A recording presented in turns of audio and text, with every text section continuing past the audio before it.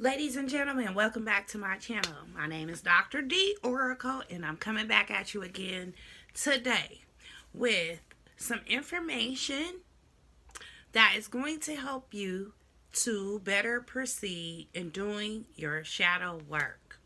So, if you like the content of my videos, make sure you click on that thumbs up button. And also make sure you subscribe to my channel and click on the bell so you can be notified when I upload new videos. So, today I'm going to be talking about the top 5 inner childhood wounds, okay? And the reason why I'm going to give you the top 5 wounds is so that you will be able to identify what wounds are within yourself. You need to know this so that you can be able to do shadow work. And you need to understand that so that when you're triggered, okay, and I'll explain what triggered is, you'll be able to really take control of yourself and that darker, demonic side of who you are. So I want to thank all of my new subscribers. Thank you for subscribing. And I'm going to just get right into it. So when we are coming up and we have our caregivers around us that may not be mentally healthy, they project a lot of things on us. And it doesn't have to be people who just have problems with mental issues, but it's just sometimes the day-to-day experiences that had taken our caregivers away. You know, maybe they weren't quite there, and it just seemed like, you know, some of the things that they had done were very much impactful, but in a negative way, okay? And so I'm going to start by giving you these top 5 inner child wounds along with some of the symptoms that manifest because of them so that you can identify exactly what you're suffering from. And then I'll give a couple of shadow activities that you can use to work on your healing, okay?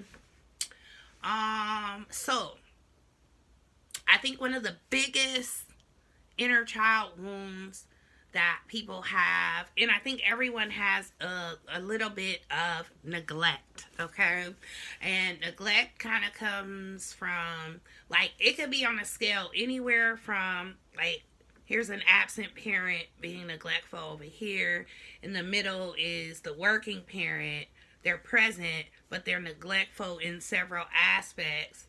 And then the other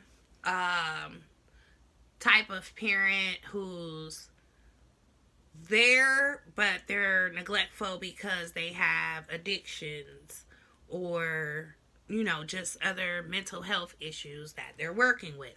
So neglect doesn't mean that your parent was absolutely absent or gone, but it does mean that they weren't there to help you receive better insight and process things, okay? So that your reality could be a little more clear, okay? I think neglect hits home a lot of times because you can be neglectful in different ways. You can be neglectful to your children emotionally, where you don't really understand their emotions or how to help them express their emotions. And so they're still hurting on the inside. You can be neglectful as far as teaching your kids like morals and values. So some of our parents were really permissive. They kind of were trying to make up for certain things that they had or didn't have when they were a child. They kind of let you do some things that were maybe inappropriate. they did some things around you or with you that were inappropriate. And so they kind of neglected their role in being able to teach you how to be a moral person, or how to understand morality. Okay. Another way that, that was morality and just kind of sort of your emotion, like processing that, having to deal with your emotions. They haven't taught that, okay? And then the other one is when they're like spiritually bankrupt. So it's just kind of like they don't have any energy to give you, and you have to kind of take care of them. So you like become the parent. That's where a lot of those codependency thought patterns come from, okay? And some of us, like me, I know that I was an eldest child. So I was expected to take care of not only my sisters, but even, when my parent had something going on, I felt like it was up to me to kind of hold everything together and, keep everything floating, So neglect is really big for people who played a specific role in the family where they kind of took on leadership, before they were able to really understand how to even lead themselves, So that's inner child wound number 1, neglect. If you've ever felt neglected, there were specific moments in your life where you probably felt like you needed, your parents, and they tried to help you, but they didn't, they weren't efficient at it. Or they denied you help altogether, okay? Excuse me. When people who have an inner child wound of neglect, they usually manifest that by being clingy. Okay, you be clingy to people. And you kind of don't know where to end that, okay? And it can get out of control. Say, for instance, it can turn into jealousy, okay? And you're really jealous because, this person isn't attending to you like you feel they should. So now you would end up projecting that onto somebody, like in a relationship as an adult, okay? You would want them to always be there for you or call you. Maybe you've had a series of back and forth texts and that person, just goes cold. And you're like, what's going on? But they had something that they were attending to. Now, some people are just rude about it. They don't understand that they need to, at least let you know, hey, I'm sorry, I won't be texting back and forth today because I got this going on. And so when you run into people like that, there's like a certain immaturity within them and also within you because you don't really know how to communicate your needs. And you're trying to impress, or, you want to present a certain part of yourself to that person. But your authentic self really knows that, hey, I'm really upset that this person did this. Or the other person, they lack the emotional maturity to be empathic enough to understand, damn, I shouldn't leave nobody hanging, okay?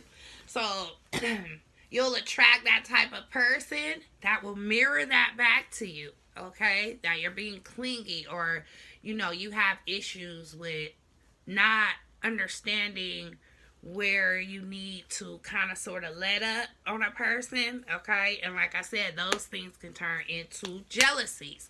So the second inner child wound that we're going to talk about, and this is a really, really deep wound, and it is the wound of being rejected, okay? So what ends up happening and how you end up feeling rejected by your parents many times is that you come from a broken home, or you come from a home where you may have been raised by like your grandma or your auntie, but you were raised by a caregiver that wasn't necessarily your real parent. And because your real parent wasn't active in your life, that made you feel rejected, okay? They didn't pay you attention. They didn't help you with, things that they could have helped you with.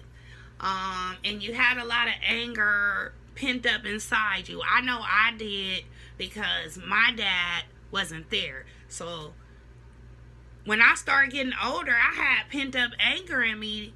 Sometimes it felt good to have a fight. You know what I'm saying? It felt good to like slap somebody. Sometimes it felt, I don't know. It was just this pent up anger. And I never really started fights, but a lot of kids used to pick on me. So that was my opportunity, you know what I'm saying, to get it in. You know what I'm saying? They caught my fade. Okay, just put it like that. At the end of the day. And so when you have all that pent up anger inside of you as a kid, you don't know how to express it. You don't know how to identify feelings and stuff. So you're very dependent on adults helping you, okay? But nobody helped me with that. So when I was going to school and kids would tease me or whatever, and this was all through my middle school years, I got into fights. I got suspended. No, this was probably from 6th grade up. I got into fights. I got suspended, okay? I had to go to continuation school, okay? And the only way that I settled down was I ended up having a kid at the age of 15. And that's what slowed me down. And I was like, okay, I'm going to have to stop fighting people and go to school and stuff, because I'm about to have a kid and I need to teach my child better, And so being rejected in a broken home is like one of your parents may live somewhere else, or both of them. And so you feel like they don't care about you. You know what I'm saying? They rejected you. You know what I'm saying? And if didn't nobody help you process that, well, you probably did it in a way like I did, like by fighting. You know what I'm saying? Somebody caught the fade. If you didn't get into a fight, it definitely comes out in your relationships. And it manifests as you not being your authentic self, because you don't want people to reject who you really are. So you kind of hide behind a mask. You don't let your true feelings out. If somebody say something that might hurt you or whatever, you might laugh it off, and so you start to suppress your emotions with the fear of rejection, and it comes out strong in a very imbalanced way. Okay, either you're always yelling at people, you're always upset, mad, irritated, or maybe you do fight people. Okay, in your relationships, it manifests as when you first meet somebody, you might be real quiet, or you might only let them see, certain parts that you feel are the best of who you are. And so when you end up getting in that relationship, it's like you don't have intimacy with that person. You can't be your true self. Or you start being your true self, and then you'll get scared that the person's going to leave you, okay? Reject you, okay? And you might have some irrational, type thoughts behind that, okay? Or you might totally blame the other person because they're not attending to you or responding to you how you want them to. And so you start to feel insecure, even more insecure about yourself. And you might be demanding of that person's time, okay, and their attention. Also, you might give things away for people to like you. Like you give them something, so they'll be like, oh, I know this person will help me. So it's kind of like sort of you try to enable that person a little bit so you can show them, like that's your way of manipulating them into seeing, who you really are. Like, yeah, I'm your savior. I'm the person who's going to help you or bring you up. You know what I'm saying? When in all actuality, you're really wanting something from them. Also, with the fear of rejection, men will feel very inadequate sometimes. Like if they don't have certain things or whatever, they'll feel inadequate. Also, this is where it comes into play where a man with money, they'll splurge on you or do different things, okay? Until after, they may have gotten what they wanted or whatever, but that's how they do it. They do something to get something out of you, and then after they, let their true self start coming out. The shame expressing emotion is very deep with the fear of rejection, because being vulnerable is something that is like you fight against that, because you feel like you don't like that vulnerable part of yourself, that hurt, that wounded part of yourself. You don't want that to come up. You don't want anybody to see that. So your true emotions, you definitely would experience shame in telling people you care about them or love them, especially if they're not reciprocating, how you want them to, okay? So that plays a big part in codependency. And that comes from being abandoned, okay? Abandoned by one parent. Or maybe the parent is there, but they're just neglectful in several ways, okay? So some people will be like, oh, my daddy was there. Yeah, but did your daddy help you process your emotions? Did your daddy help you see how you need to deal with malevolent energy, okay? It does result from more broken homes than anything, though. But it's also coming out in homes where people had a parent, or at least both parents, because the parent was still like, they didn't understand that they needed to do this. They needed to help you so that you could be able to learn to cope.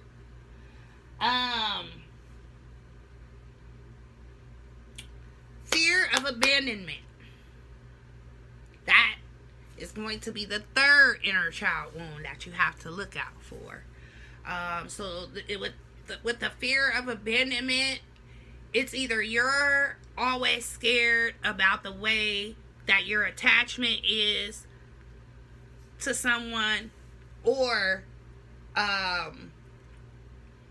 you feel like that person is so overbearing that you have to leave, okay? That comes from two things. That comes from not being used to being in a secure attachment, okay, where you feel secure with the person. You know that they love you. You know that they care about you. You don't have to guess if they're going to buy you a ring. You don't have to guess if they're, really going to be there in 2 years. It's like something you're secure already in.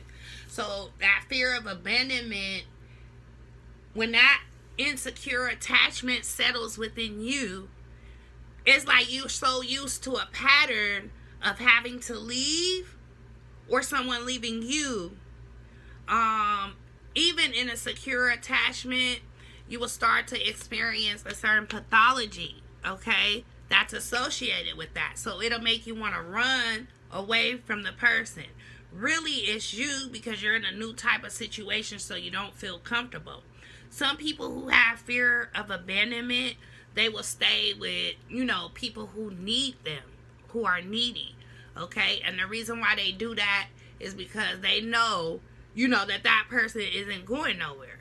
That person is going to always need them, okay? Another thing with fear of abandonment, too, it will cause you to be somewhat delusional about what you deserve. And it has a certain amount of false pride with it, okay? So you'll present yourself as a person. You'll be like, well, I'm this and I'm that, so I know I'm a good person, when in all actuality, you have problems. And so do the other person. And that's what got y'all connected together. But because it's hard to really foster intimacy with that fear of abandonment, because again, you have a fear of being alone. That's basically what that boils down to. You don't want to be alone. You don't want to lose people. So either you stay away from people and you don't make any attachments, or you make attachments that are unhealthy for you, okay? So that's how fear of abandonment generally tends to manifest. And also with that, you'll get a lot of people, like toxic people, who will be your mirror image. They'll come around you, just to get something that they want, because they know that you desire, bonds, to bond with people.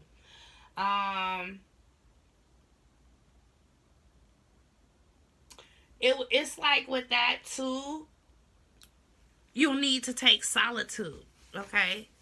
Um, you'll need to be by yourself. So if you always feel like you can't be by yourself and you have like negative self-talk, that's fear of abandonment. That's how it manifests in the mind, just like negative self-talk. And that's from being in broken homes. So that was the third inner child wound. The fourth inner child wound is humiliation. If your parent humiliated you in front of people, told you that you wasn't nothing and you wasn't never gonna be nothing, or they, did things or said things in front of people that made you feel this low, okay? That is an inner child wound, right there. And what that manifests as, you'll humiliate other people, or either you'll be very shy and timid, okay? To where if somebody does something for you, you'll be very, very thankful. Just extremely thankful out of nowhere, And anytime somebody makes you feel like in any way that you're worth something, like you'll be so grateful and so honored to receive that, So humiliation is also connected with like verbal abuse.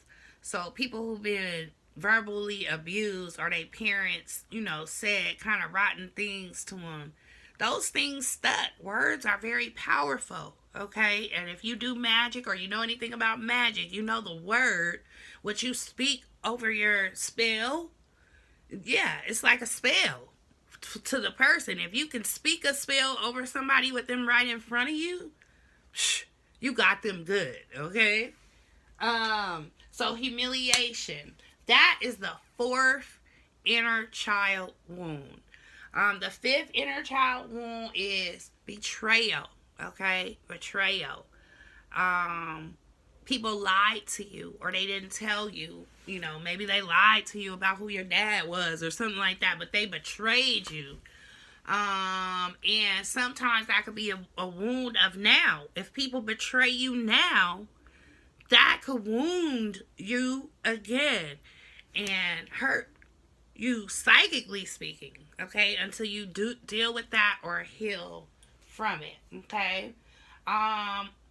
With betrayal and all of these, okay, so betrayal is the fifth inner child wound, okay? Remember that, because whatever inner child wound that you have, and betrayal is going to be manifesting as a facade of trust issues, meaning you find it hard to trust other people. And on the other side, sometimes you don't care what you do behind people's back, because you feel like people hurt you, so F them. You know what I'm saying? So that's how betrayal manifests. Now, that's your fifth inner child wound. But to get your shadow work done, okay, you're going to have to identify which one of these wounds, or how all of these wounds, or a series of them together, affected you. It's best to identify at what moment they affected you. So what is some of the deepest memories that you have that you try to suppress or not remember? One of them was mine when I first met my dad, and I needed to express my emotion to him, but he didn't say nothing. He just stood there and looked at me, and I just started crying. And so I've always had that wound with me that I've never, dealt with until my later years. So if you can identify that memory or that particular moment in time where you was wounded, that's when you can go back and heal from that situation. You're going to have to forgive. That's going to be the second part of it. After you identify where you got hurt in a particular time, you gotta look at those people's pathologies and how they projected those on you, and then you have to learn to forgive. Okay, I didn't say forget, I said forgive. Okay, so you want to have some sort of ritual that you can use to forgive specific people, who hurt you. Maybe you connect with their spirit in the astral realm or something, and you go and you let them know that you forgive them, and that's going to help you, release some of the bitterness that has been locked in you, keeping you trapped in that inner child state. Okay, it's going to free you up. So the final thing I would say, and this is for people who want to use magic to heal themselves, you can do either a shadow work candle, you can do a shadow work bath, or you can make a shadow work oil that you can anoint yourself with when you want to do shadow work. Okay, this will help those psychic energies to be highlighted so that you can look at them. Okay, if you're going to do shadows, you want to do some of your darker herbs. The day to work on shadows is Saturday or Monday. Okay, Saturday is the day of karma, Monday is the day of the moon. So those are the 2 days that you want to make your baths and you want to work with it. You can use moon herbs or you can use Saturn herbs. All you got to do is Google it online. Just Google it. Herbs that represent Saturn. Herbs that represent the moon. It's going to come up for you. If you do it on a Monday, use a silver candle. Okay, silver is for the moon. If you do it on Saturday, it's a black candle. Okay, black is for Saturn. And then you can do the same thing with the oil. Just get you some moon herbs or some Saturn herbs, and use a specific oil. I say use castor oil, okay, because that's for calling up more of the negative energies, conjuring more of the negative energies. And pour that over the herbs, and you got you an oil. I do one, it's called mirror oil, because I want to look in the mirror. I want to see. So that's why I call it mirror oil, okay? Or you just get the candle. You're going to put your name on there. Put shadow work.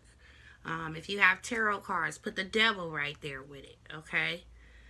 Put your name on the candle. And see, I would put that mirror oil on it, and it's on and cracking, okay? I just did like 10 years worth of shadow work in like 2 years, okay?